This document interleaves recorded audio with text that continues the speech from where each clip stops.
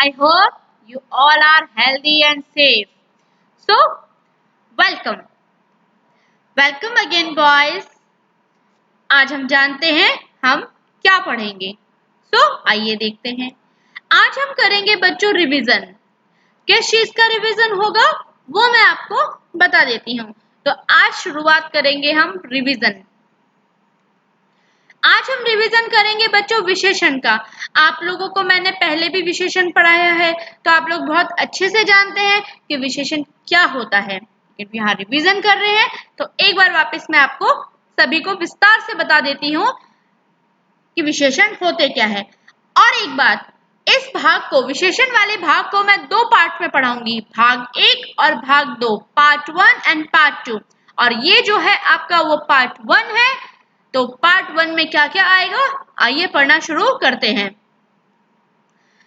विशेषण किसे कहते हैं? जो शब्द संज्ञा और सर्वनाम की विशेषता बताते हैं उन्हें विशेषण कहते हैं. हम जानते हैं. तो यहां पर एक बात और मैं बता देती हूँ आपको विशेष्य के बारे में. मैंने आपको बताया था कि विशेष्य कहते किसे हैं. तो विशेषण जिन शब्दों की विशेषता बताते हैं वे विशेष्य कहलाते हैं, जिसके बारे में हम बात करते हैं. जैसे पीली साड़ी, पीली क्या हुई उसकी विशेषण हो गया, ठीक है. और साड़ी क्या हुआ उसका विशेष्य हो गया. पीली विशेषण और साड़ी विशेष्य. क्योंकि हम यहाँ साड़ी के बारे में बात कर रहे हैं तो विशेष साड़ी होगा. 50 रुपए, तो 50 क्या हुआ उसके विशेषण हो गया और रुपए विशेष्य. ठीक है. आई होप कि आपको समझ में आ रहा होगा विशेष्य क्या होता है जिसके बारे में हम बात करते हैं.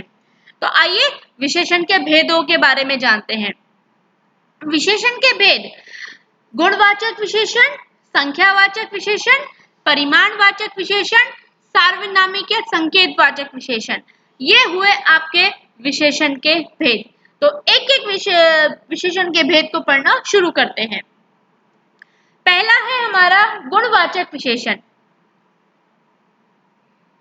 गुणवाचक विशेषण में जिन विशेषण शब्दों से संज्ञा या सर्वनाम के रंग रूप, गुण दोष, दशा, आकार, स्वभाव आदि का पता चलता है वे गुणवाचक विशेषण कहलाते हैं. जैसे देखो मेरे चाचा जी मेरे लिए नई गुड़िया लाए. अरे वाह इसके सुनहरे बाल तो चमक रहे हैं.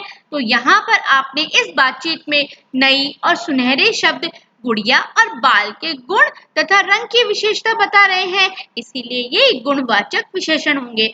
बच्चों गुणवाचक में अच्छी चीजें ही नहीं बुरी चीजें भी शामिल की जाती है. तो गुण होगा तो दोष भी पाया जाएगा. तो अन्य गुणवाचक विशेषण समझते हैं. गुण में जैसे चालाक, मूर्ख, चंचल, बुद्धिमान. तो चालाक मूर्ख तो क्या हुए थोड़े नेगेटिव वर्ड हुए ना, इसलिए ओके. लेकिन हम यहाँ पे गुणवाचक का मतलब उसमें रंग रूप गुण दोष, यहाँ आप सामने देख रहे होंगे रंग रूप गुण दोष, दशा, आकार, स्वभाव. तो गुण के साथ दोषों को भी इसमें गुणवाचक विशेषण में शामिल किया गया है. ऐसा नहीं हो कि मैडम ने बोला था गुणवाचक है तो गुण ही गुण बताए जाएंगे, उसमें हम दोष को भी शामिल करेंगे. रंग रूप के आधार पर काला, गोरा, सुंदर, लाल.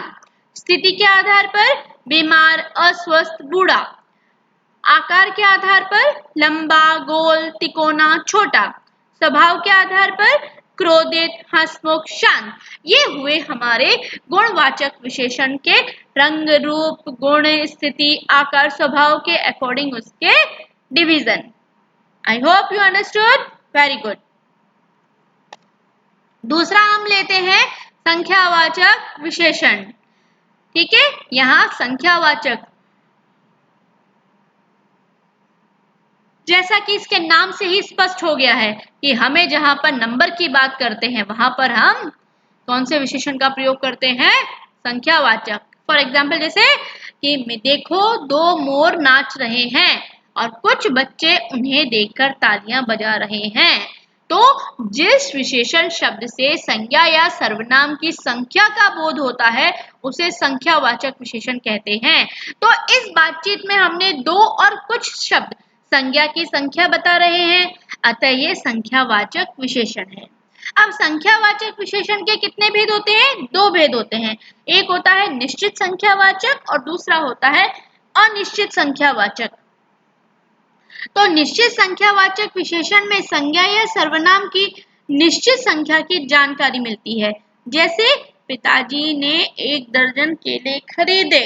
ठीक है, 1 दर्जन को हम काउंट कर सकते हैं, ओके, कि 12 होते हैं इसलिए। ओके, मेरे पास 5 पेंसिल है, तो 5 हम काउंट कर सकते हैं। ओके, तो यहाँ पर निश्चित संख्यावाचक विशेषण आया है। इसके बाद आता है अनिश्चित संख्यावाचक विशेषण। अनिश्चित संख्यावाचक विशेषण में संज्ञा और सर्वनाम की निश्चित संख्या की जानकारी नहीं मिलती है।